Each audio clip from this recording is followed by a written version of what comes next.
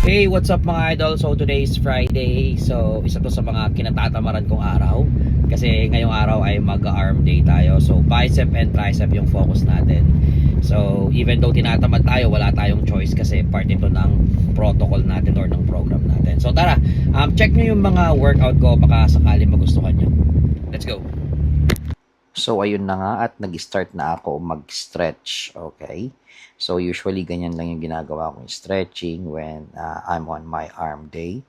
So napaka-importante ng stretching, no? Kasi during stretching, kailangan mong i-activate yung mga joints and yung mga muscles na may involved on that specific workout routine. That's why ako gumagawa rin po ako ng at least 1 to 3 warm-up set before ako mag-proceed sa aking working set.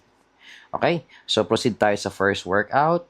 This is the machine curl. So, gumagawa ako nandito ng at least 4 to 5 sets, 12 to 20 repetitions since this is based on the protocol of my coach.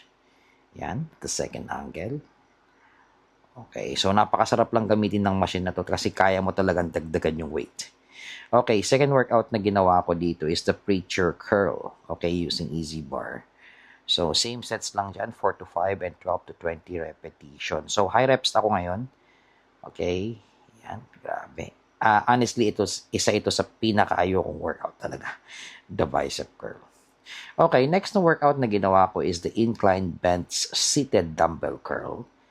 Same sets, same repetition. Yan. Try nyo gayahin tong workout routine na ito, brother. So, kung gusto nyo matarget yung short head, yung long head, and even yung part ng brachialis. Make sure na yung tempo, wag masyadong mabilis, and then right amount of weight lang dapat yung binubuhat natin. Okay, so next workout na ginawa ko is the dumbbell hammer curl. Okay, again, lahat ng workout na ginagawa ko is same sets and same repetition. Yan, medyo heavy ako dyan kasi dyan ako malakas. Okay? Right. So, nasa 40 or 50 kilos yata yan. Next na workout ko is the straight bar tricep push down. Yan. So, dapat sa pag-workout ng tricep nyo, kailangan na i-squeeze.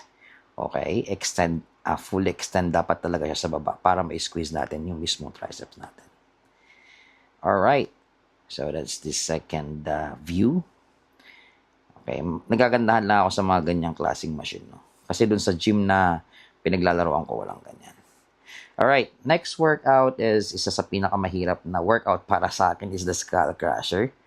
So, again, sa pag-workout nito, dapat right amount of weight lang.